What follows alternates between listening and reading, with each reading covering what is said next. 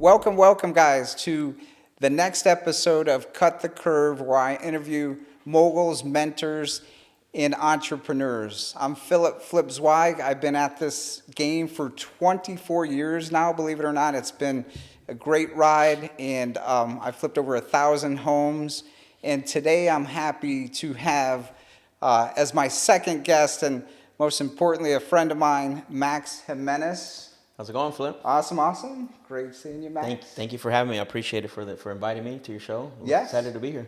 Yeah, I'm excited too. And, you know, it's just like a lot of things, guys, networking is giant. And that's how I believe you and I met, through a wholesale deal, or? Yeah, I think it was a deal in, I want to say in Mesa or Chandler. Mesa or Chandler, yep. Yeah, and it was interesting because I think I met you through somebody else. I don't think you got the deal directly. It was someone else. Yep. But then we connected later, and then we talked about the deal. But that goes back to what you're saying, right? The networking. Yes. Yeah. So that's how we met. Blessed to get to know Max and see him. You're all over now, Max. It's very exciting. I don't know if you sleep much. No, not these days. So what do you got going on? Whew, man, since the last time I think I saw you at the Arizona RIA, I think that's where it was. So we've started so many things. We have some shows going on. We went nationwide with our joint venture. So Ryan, who you see behind the camera, he's running that. So we have our nationwide joint venture where we do deals all across the country. Wholesale? Or? Yeah, wholesale deals. Yeah, right now it's wholesale deals till we understand what the market is. We have our sales training that's taken off, and we just actually officially, I guess I can announce this now, is that we're doing something with Arizona RIA as well too for our sales training. So we've a lot's going on, but it's awesome. It's good. Yeah. So have you always been an entrepreneur at heart, or how did you get into this whole real estate, plus being an entrepreneur, owning different companies and in different ventures? Yes. I've always been an entrepreneur at heart. I always joke that if you look at my resume from when I was 20 to 30, it would probably be a mile long. So you tried a lot. I tried a lot of things, so I went job after job after job. God bless my wife, right? She stuck around.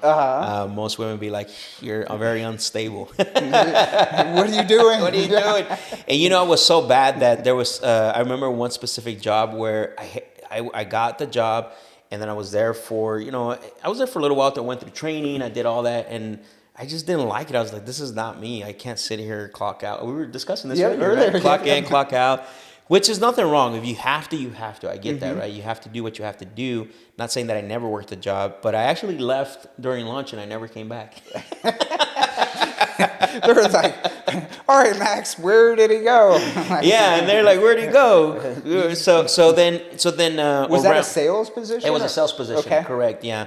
And I would say 2009, 2010, around 2009, I would say, I had a friend of mine that did real estate. And during that time, I always wanted to have a business. I always wanted to work for myself. I just didn't know what. And I think that's the challenge that a lot of entrepreneurs have, is they desire to do something for their life. They desire to be their own boss, be an entrepreneur. But I think sometimes they don't know what vehicle that is, right? 100%. And I look back and I'm like, man, tried to start a handyman service because I had some construction background. I would buy wholesale pallets from downtown Phoenix. A guy used to sell them wholesale, big pallets, and for $350, I was buying 2 pallets a week. And then what I would do is I would do yard sales. And that was a really good gig till it got hot. And then most people don't go to yard sales. Right. And then so on and so on and so on. But my friend that I mentioned earlier, he was doing real estate with another gentleman. They were flipping houses. That's all they were doing. I didn't know anything about wholesaling. And that looked really interesting. And I saw what it did for him, the freedom that it gave him when he didn't work, right? Drove nice cars and all that. But above all, it gave him the freedom. And so it was like, that's what got me interested. Freedom of time. Freedom of time. Freedom of choosing what to do. With his time and everything. So. So then that caught my attention, but I really didn't do anything because, again, my mindset. Scared? No. Scared of I think it's mostly my mindset. You know how it is when people talk about real estate. Usually, what they think about is you got to have money. Yep, I hear that all the time. Yeah, you have to have money.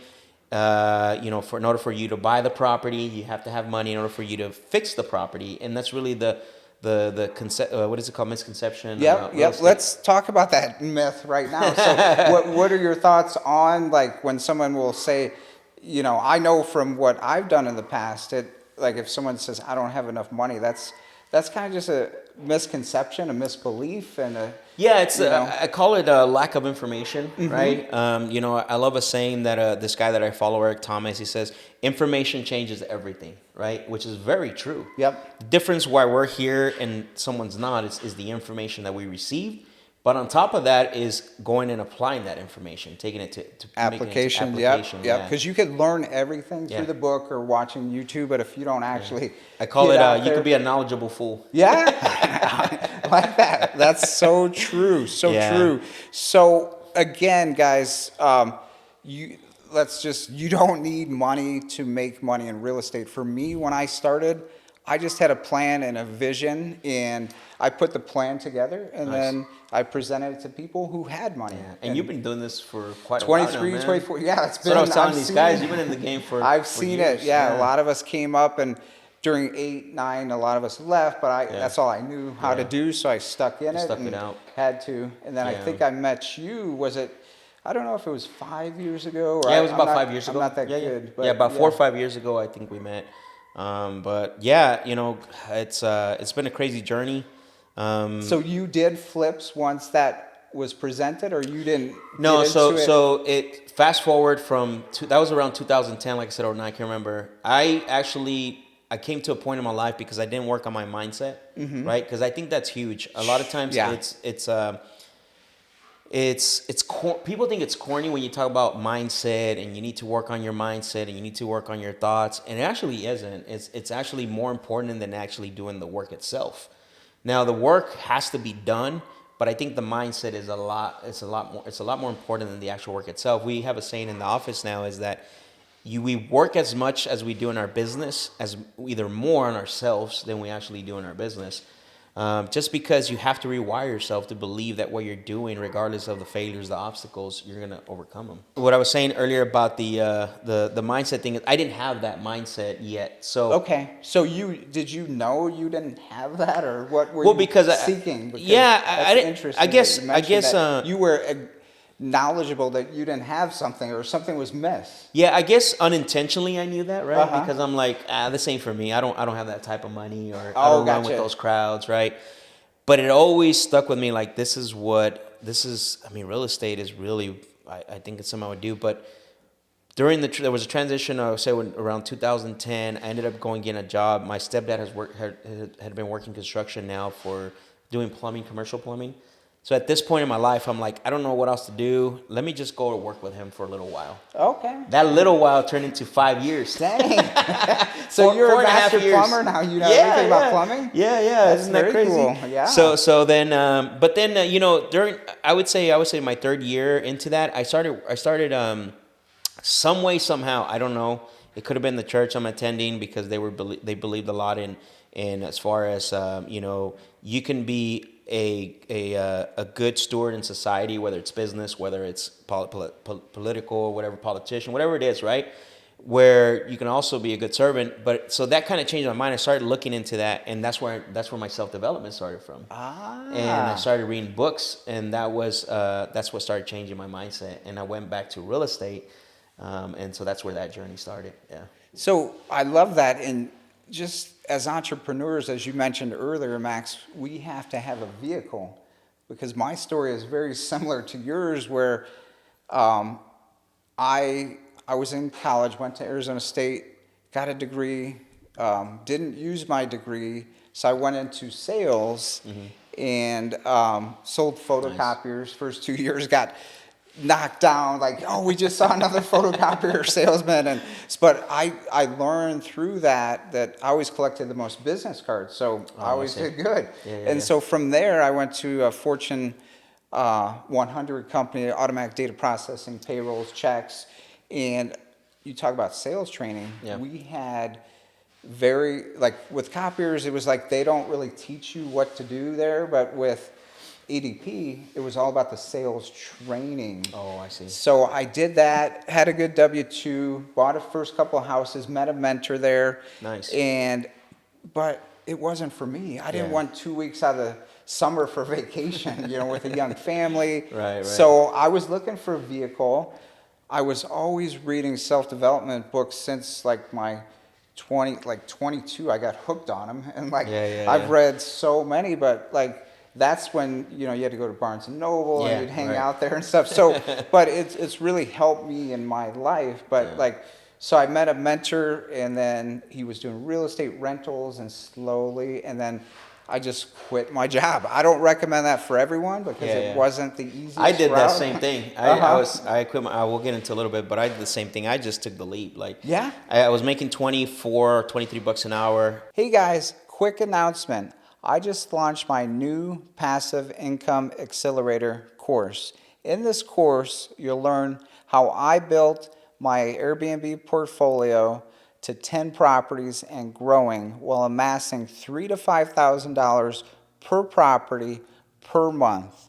If you want to learn more, go to piaaccelerator.com/go and sign up for the early bird special.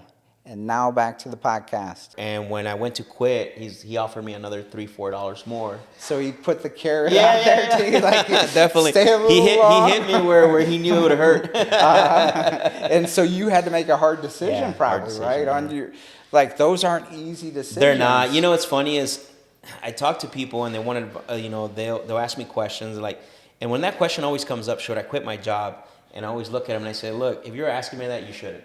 Mm-hmm. Right. I'm not going to be the one that's going to tell you to quit your job. I said, when you're ready. That's such a personal decision. Yeah. And I got to where I was just miserable going into my office, even though I was making 6 figures in sales. Wow. But it was I don't want to be here. I could, so I quit, had a nice little 401k, went through it all and just took the leap of faith. And that's, not for everyone, but there's big rewards down the road. Yeah. My mentor always tells me about do the same thing and get to be the master. So that's why we created Cut the Curve. We want to shorten your learning curve to, we've made mistakes. You probably made a ton of mistakes. Oh, yeah, 100%. A lot of mistakes. So once you left the plumbing business, which you made that decision, did you start doing the flips or real estate or working for someone? No. What's interesting when I share the story is that the way I found out about, or the way I approached real estate, I went back to that friend 4 years later. Okay. And I reached out to him and I said, hey, I reached out, are you still doing flips? I said, are you still doing real estate? And he goes, I haven't, he says, because I've been traveling, but he goes, I said, what do you think about getting back into it? You see the market's going back up. This was 2014. Okay. And so the market started to peak, because of all 09, 11, everybody buying, so it started going back up. He's like, yeah, man, are you interested? And I said, yeah, I'm interested. Let's start looking around. So he goes, why don't you start it?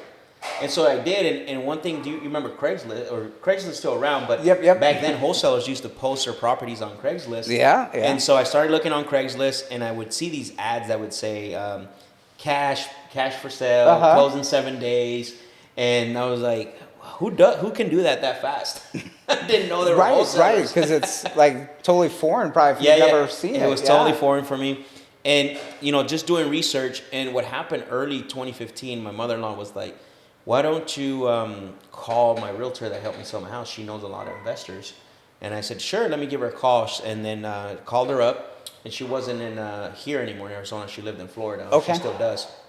And so I called her up, and I said, hey, here's what's going on. I'm trying to connect with other investors. I'm looking to get into real estate. And she's like, you know what? I'm not in that world no more. So there's an obstacle right there, right? I'm no longer in that world. I don't talk to any of the investors. So think about this. The progression is I'm going on Craigslist. I'm trying to do all this. There's a lot of frustration because I can't pay this much for a house in 7 days. I don't have that. Right. Then I'm calling her because I thought she would help me out, and then now she's not helping me out.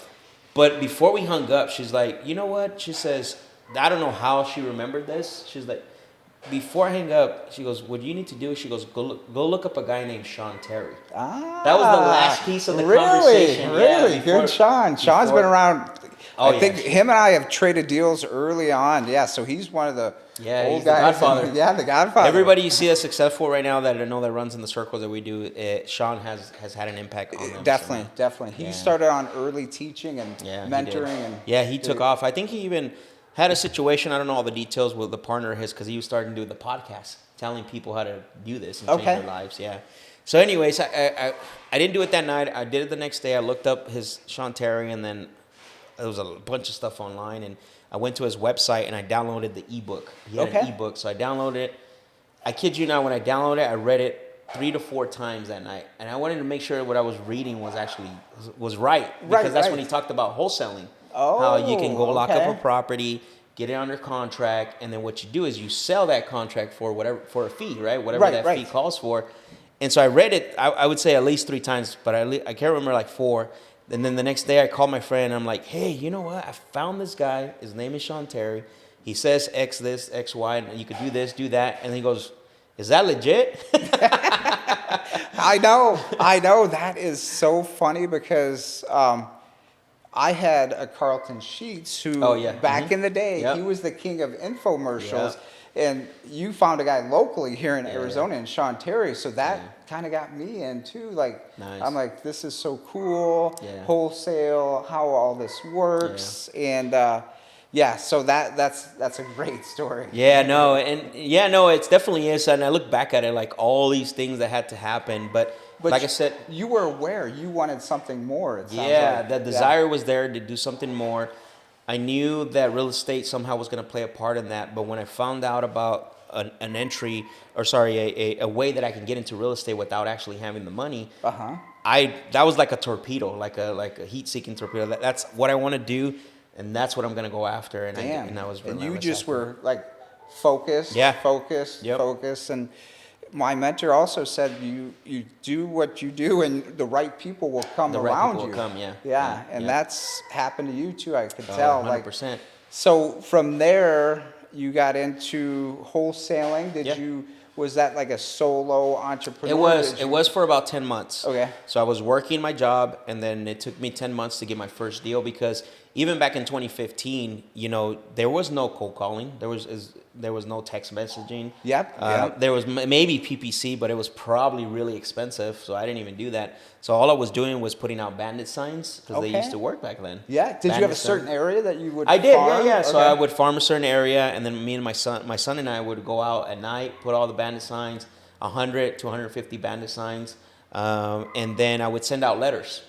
Letters were about 100 to 200 a week, and I would get calls. But that was, back in 2015. Yeah. Right? You would get at least 1 or 2 calls out of 200 letters, which was incredible. You tell someone now that, they're like, direct mail? Right. So what I'm hearing, Max, is you were very focused in what your actions were, and you were going to keep doing it consistently. I was. 10 months, some people are like, I want a deal next month. You had even where we're like, I'm doing a luxury Airbnb. I've never done one, but I built the roots for 2 years in bread and butter Airbnb. Now I could do something a little higher, different, higher end. So we gotta put the roots in, the work first. Exactly. And how does that work now? Because I know you teach a lot of students and like that sales mindset, that everything like stick with it attitude. And I think I'm gonna go back to what I said earlier, right? So in the transition period of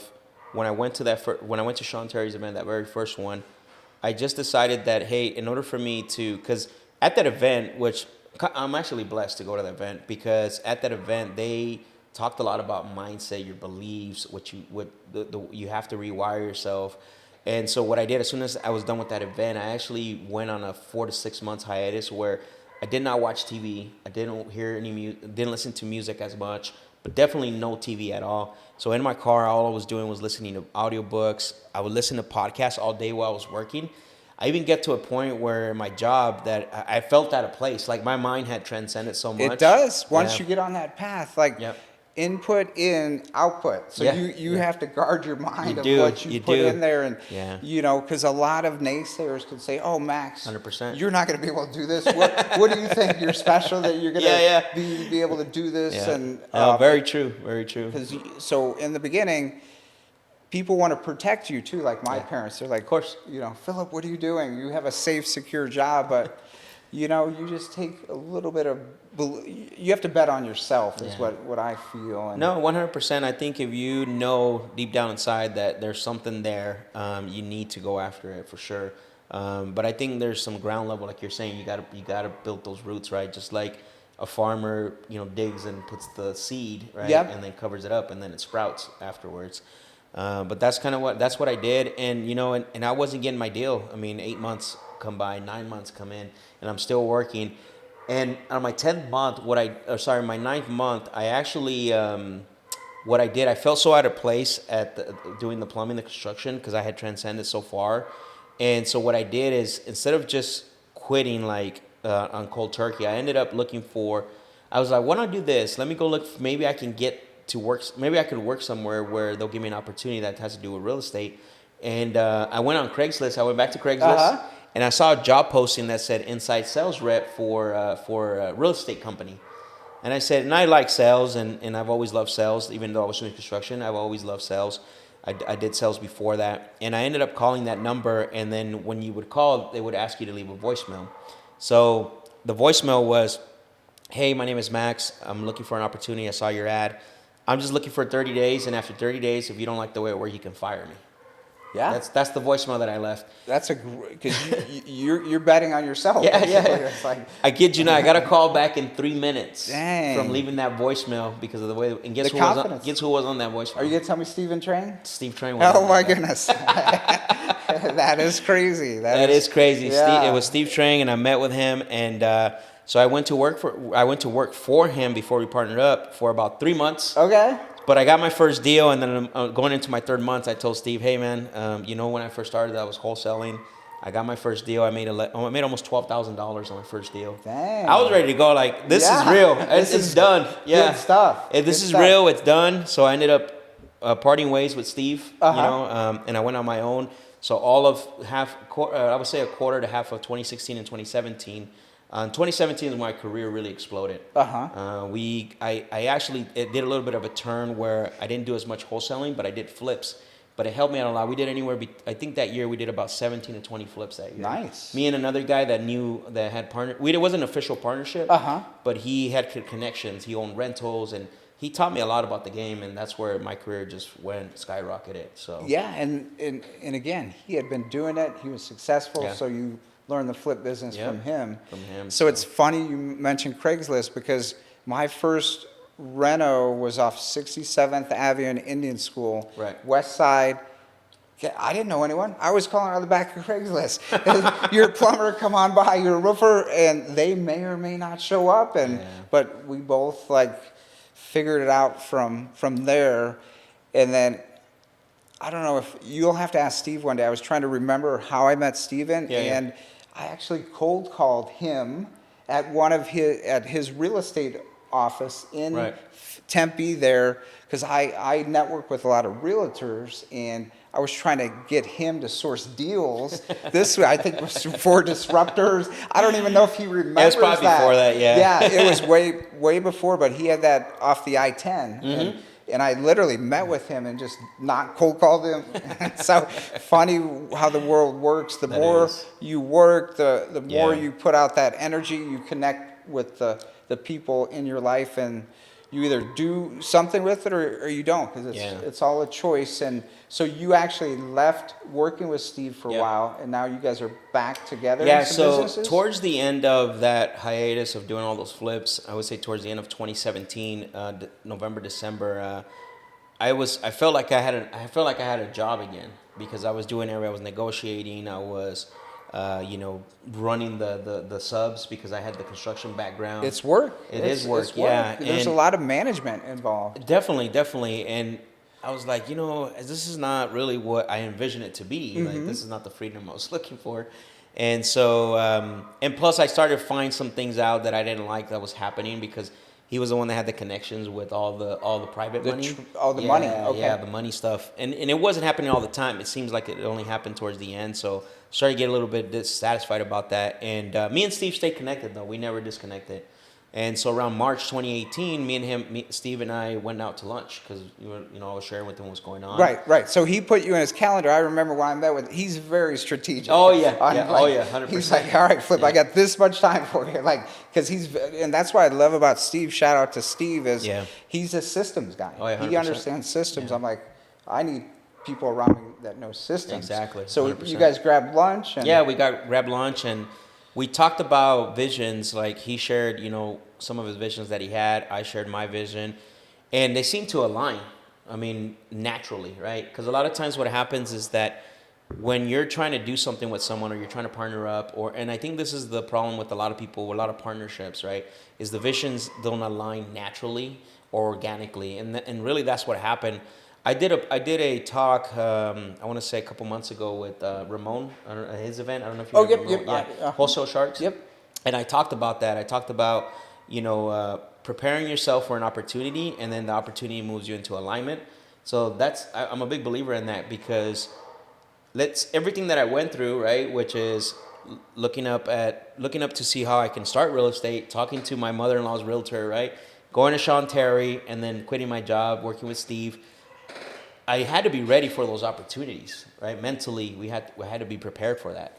And then not only for the opportunity, but once the actual real purpose of what you're going to do, the alignment came next. And so that's when it was organically we aligned with everything. Yeah. Even till this day, our core values, when we created our core values for our company, I mean, we had the same exact core values. That's amazing. So just aligning with core values, that's really the base of any relationship. And I've been through great partnerships and some that haven't been great. And I think when I went against that, it didn't work. And I feel with partnerships, you each have to have something to bring to the table. You can't be Steve Trang and he can't be Max Jimenez. So definitely not. It doesn't it's got to be the yin and yang. Yeah. So that's awesome that you were able to connect with Steven, but I feel like it was all you being like, hey, I know where I want to go. I want to keep at this. And now, I mean, you just are crazy busy, exploded, proud of you for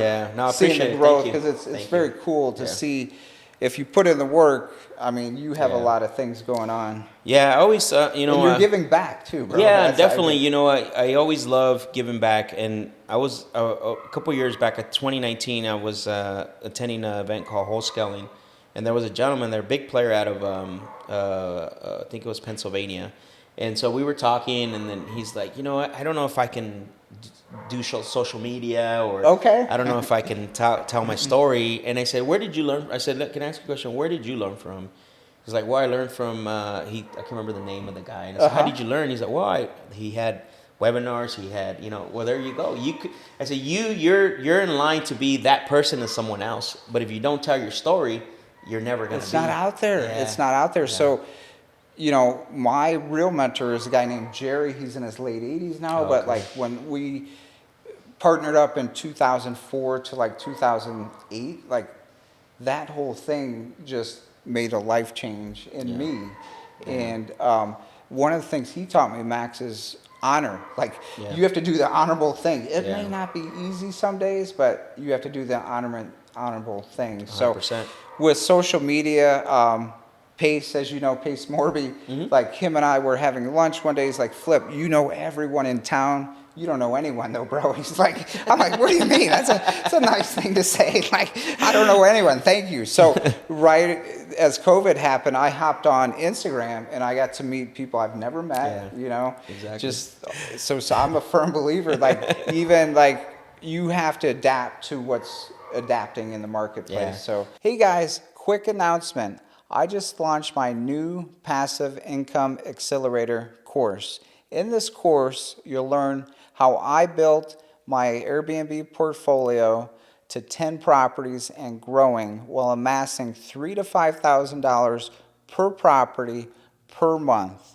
If you want to learn more, go to piaaccelerator.com/go and sign up for the early bird special. And now back to the podcast. No, for sure. I mean, that's how, we've been able to grow. I mean, social media has done, putting ourselves out there, giving back has done so much for our business. We ramped that up in 2019. where we just started attacking Instagram and Facebook and just giving back. I mean, Ryan came through, through that source as well too. Reached out to me through Messenger, and now he's a rock star and he's doing great things. That's beautiful. Yeah. So basically, it's definitely changed the game if you use it correctly and you use it, like you said, honorable with integrity. Yeah. Yeah. So, what would you recommend someone? Because there's a lot of people to follow now. There's a lot of us doing social media, and of course. like now I feel like it's information overload. 100%. How do you figure out who do you go to for education and stuff like that? So that's one thing that when I look at what's in the market now as far as resources, and I look back when I first started. I prefer to be where I started compared to what's out there now. And the reason I say this is because there is too much information. This is why you don't see on my Instagram, I don't talk about wholesaling. Our niche is sales. I talk about selling. I talk about how to sell, because you can go on YouTube and you'll get lost. Right? Yes. So definitely it's a really big concern when it comes to somebody getting started is you get too much information and you don't end up doing anything. So you have to first, figure out first is what vehicle do you want to use. It might not even be real estate. Yeah. You might be in love with the end results that you see from real estate, but that's probably not the vehicle that you want to use to get you there. So you have to first figure out what vehicle you want to use. And then the second is, what do you want to do? Do you want to wholesale? Do you want to flip? Do you want to have rentals? Do you want to have Airbnbs? Because there's different facets of real estate that you can get into. Yeah. Again, it all depends. And I would say if you can figure those things out and then just focus on, one niche, like let's say you want to wholesale and you may not have all the resources as far as money, then go door knock, go drive for dollars. Yeah. Don't worry about having a CRM. Don't worry about what dialer to use. Call them on your cell phone. Do it's simple, for sure. And do you think to give yourself grace and time, so say give yourself maybe a year, do you put it like a time on it? Because I know once you open your first deal, there's another deal. There's another deal. So I feel sometimes you start getting discouraged and then you're like, I'm just going to stop. Yeah. So when you... Well, it's like everything. You have to make an investment, you have to, you got to when you make an investment, you got to let it grow. It's the same thing. If you're going to do, we've seen people come into this business 30 days, 60 days. I'm not getting a deal. I don't think this is for me. It took me 10 months. Set your expectations up in the beginning because like we talked, you farm, Exactly. you grow. And the other thing is the network. Yeah. You go to meetups, a lot of those. Yeah, I was going to say there is one thing that is different that I would have loved to have when I first started, which is the network.